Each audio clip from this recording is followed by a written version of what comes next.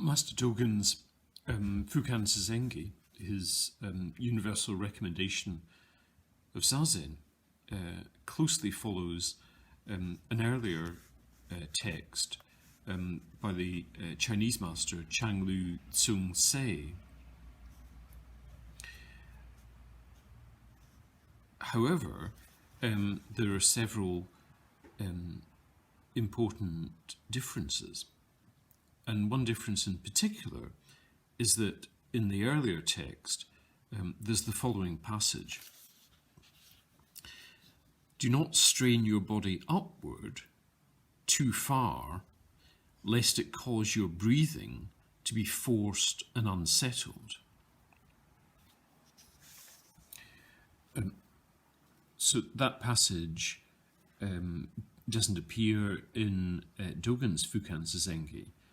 And obviously he was aware of that passage, so why isn't it there?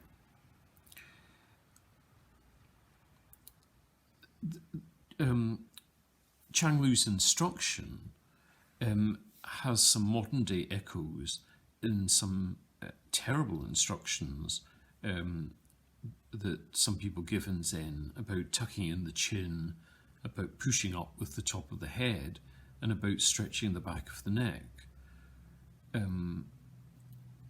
They're terrible instructions for two reasons. Firstly, they simply create tension in the back of the neck. They give perhaps a feeling of uplift, but what they actually create is tension. But there's a second reason, and a more significant one. When we put ourselves in the zazen posture, then our putting ourselves in that posture is an act of will, it's an act of the self. But once we're in the posture, we're no longer practicing from the perspective of the self. So we say, poetically perhaps, that we're practicing from the perspective of the Buddha. But this is actually a very, very important point. We are so within a culture of individualism and of self-improvement that we don't notice it. It's like the ocean for fish. And so people will habitually think of meditation as a way to get something. So you get your mind calmer, you become a kinder person, you become more compassionate. And sometimes these people who have this perspective are more honest. They would say, you become enlightened, you become spiritually involved, your consciousness is enhanced. All that rubbish.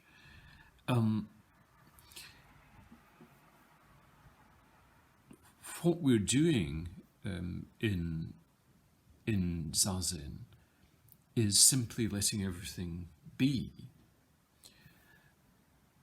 And we're relying on, not on our voluntary muscles, so the muscles that are moving our hands about, moving our neck about, we're relying on our postural muscles, our deep muscles.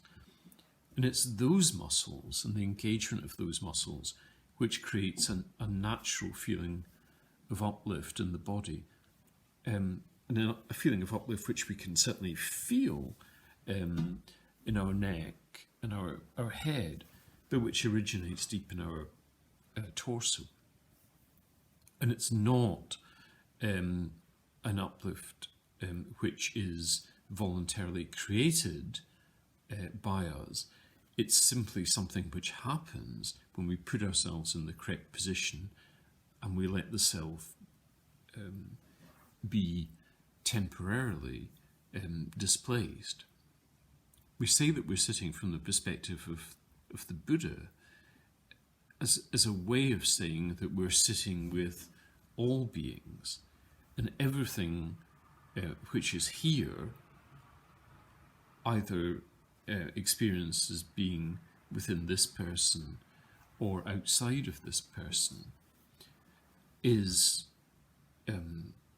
simply